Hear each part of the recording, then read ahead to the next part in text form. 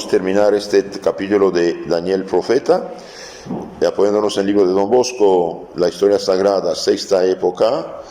En el primer capítulo hemos visto cómo Daniel va a ser educado, formado para ser, digamos, diplomático a la corte del rey Nabucodonosor. Pero él y sus compañeros son fieles a Dios, no quieren para nada mancharse con comidas prohibidas por la ley judía. Entonces son fieles a Dios, tienen fe, tienen esperanza y Dios los apoya. Vemos también cómo Daniel, inspirado por Dios, va a salvar esta santa mujer, esta casta Susana, atacada, solicitada por dos viejitos perdidos que la acusaron y la juzgaron y iban a apedrearla, y Daniel va a protegerla finalmente, salvarla juzgando a los viejitos, y ve la contradicción de sus testimonios. Entonces ellos mueren con el mismo castigo que habían planificado contra un inocente. Pero también vemos aquí la fe admirable de esta casta mujer, de esta santa mujer.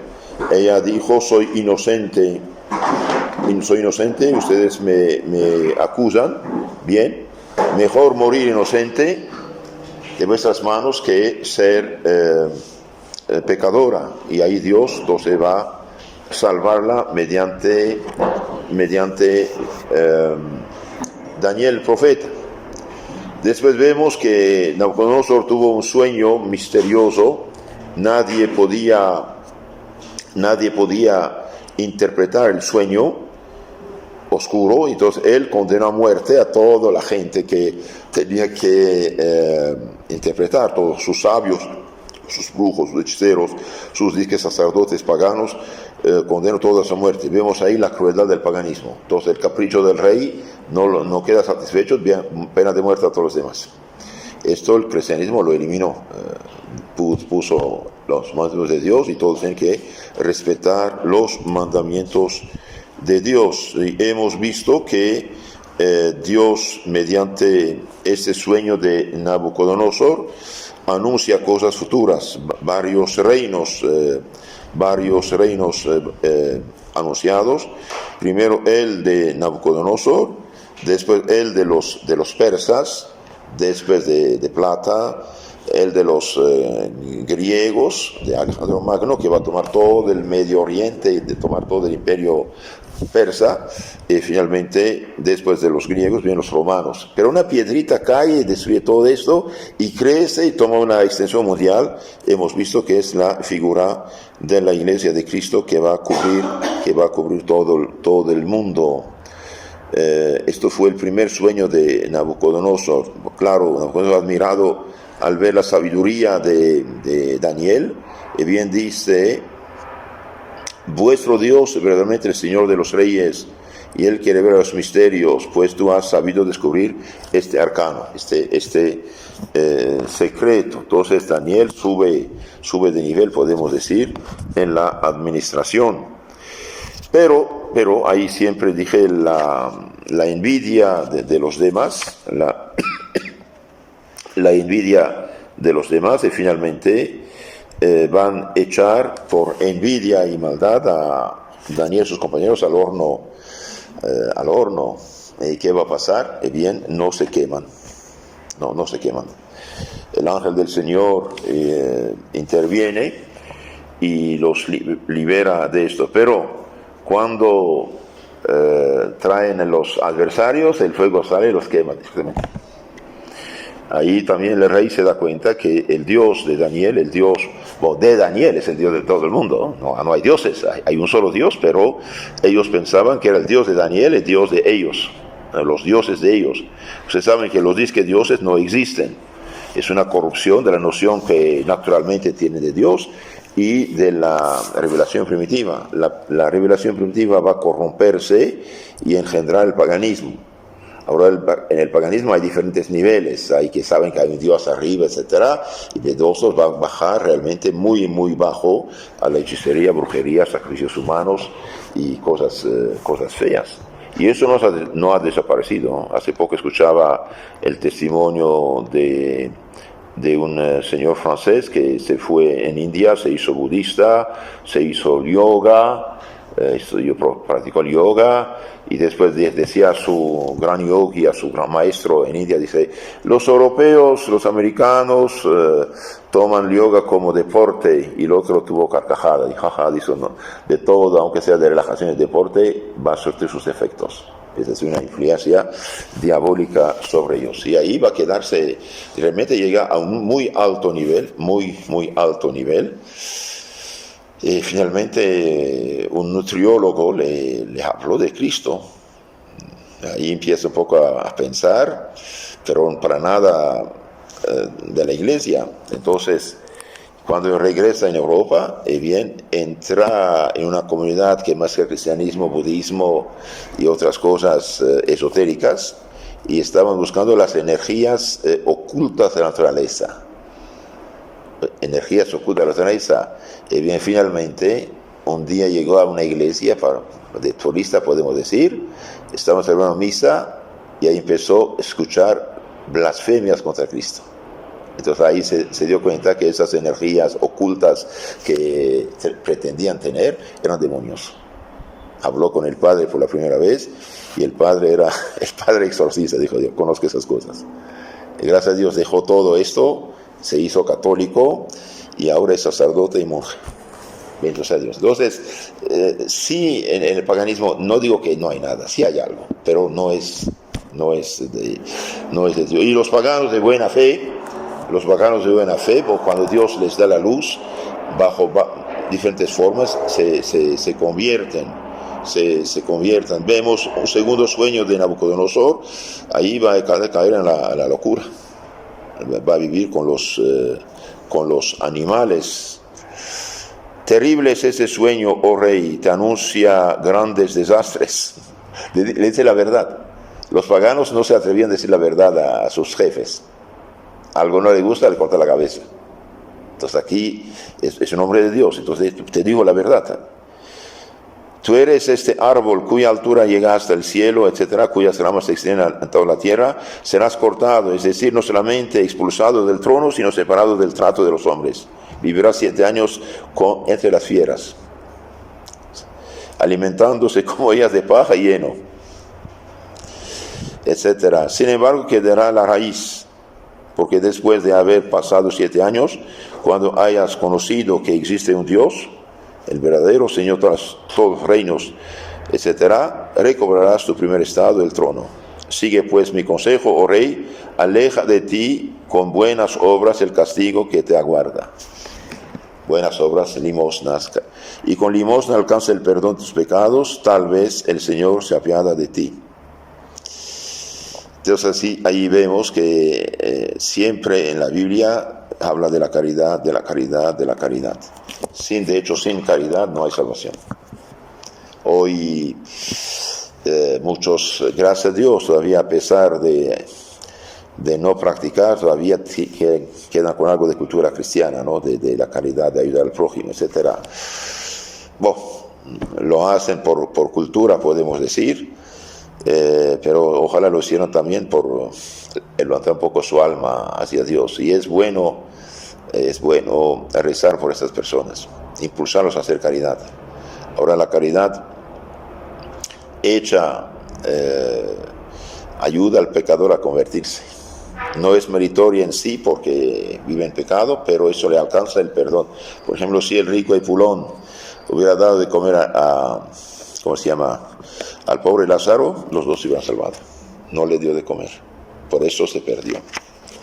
Entonces Nabucodonosor va a caer en esta locura y finalmente va a sanarse. El nieto de Nabucodonosor, Baltasar, fue más impío que Nabucodonosor. Página 128. Entonces, ¿a quién sucedió el trono? En un banquete ofrecido a los magnates de su corte, va a emborracharse y hacer un sacrilegio. ¿Cuál sacrilegio? De tomar vino, él y su gente, con los vasos sagrados del templo de Jerusalén, que habían traído. Entonces, cuando conquistaban un lugar, bien tomaban todos los bienes, las cosas sagradas, etc. Entonces, de repente, en pleno festín, ve una mano invisible que escribe Mane Tekel Fares. Bien, en hebreo, nadie pudo interpretar esto. Finalmente llaman a Daniel, y Daniel va a interpretar. Dice, si me lo explicas, usted será después del rey el primer ministro. No, dijo, no quiero nada de ti, solamente voy a interpretar. Mane, tu reino ha terminado. Se acaba. Tekel ha sido pesado en la balanza y ha sido hallado falto, ligerito.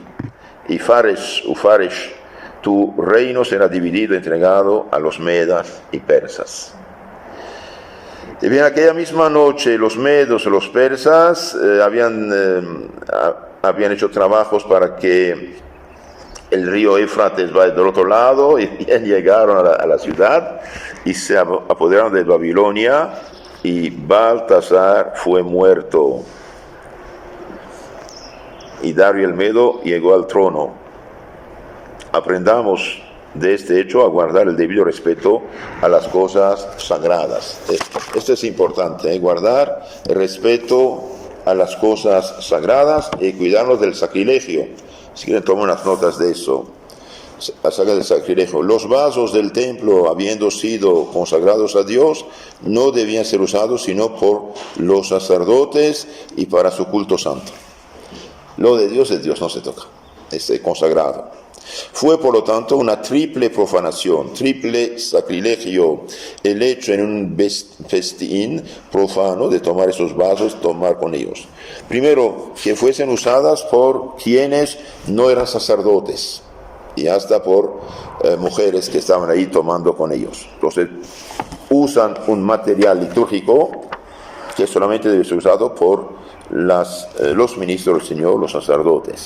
2, con un fin profano, para una desenvuelta bacanal, una orgía de cierto modo.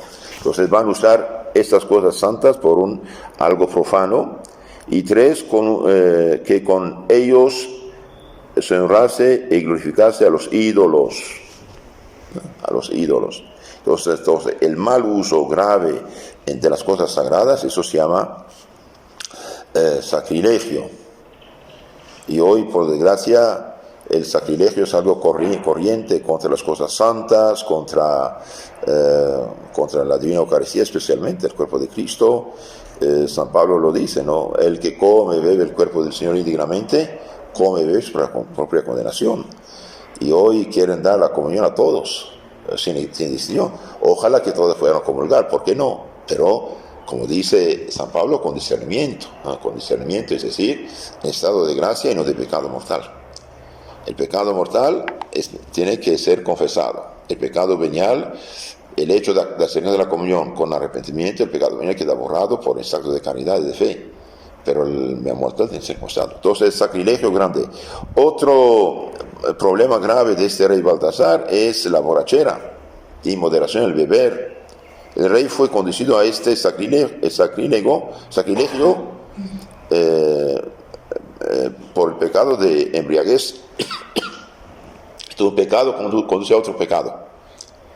Están tomando demasiado y bien, ya no piensan y va a conducirle al sacrilegio.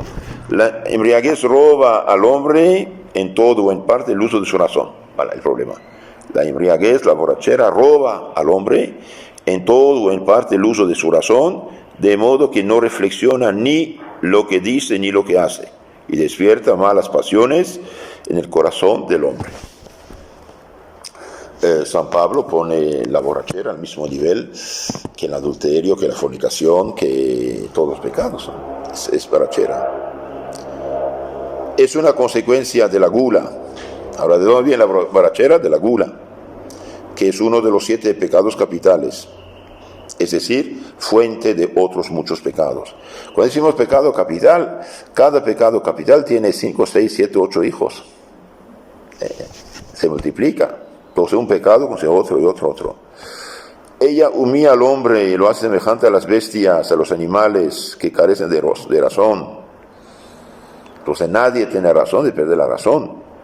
el mismo Salvador nos amonesta: guardaos de que vuestros corazones estén cargados de glotonería, embriaguez y de los cuidados de este mundo, no sea que os sorprenda de repente aquel día del juicio. Lucas 21, 23. Entonces, por ejemplo, la gente que coma demasiado por gula, se enferma. Muchas enfermedades vienen de la gula. La gente que come sano y no exagera, vive más largo tiempo. También aquí dice: tu reino fue pesado y fallo, y va a terminarse. Esto debe hacernos reflexionar a nosotros. Nuestros días también están contados. ¿Cuándo? No sabemos.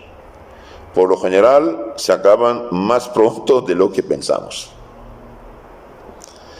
¿Cuántos pensaban que este mes iban a morir de coronavirus? No pensaban, nadie pensaba de esto. Entonces, de repente, Entonces, después viene el juicio, después la muerte, donde son pesados todos nuestros pensamientos, palabras, obras, es decir, examinados por Dios según su mérito.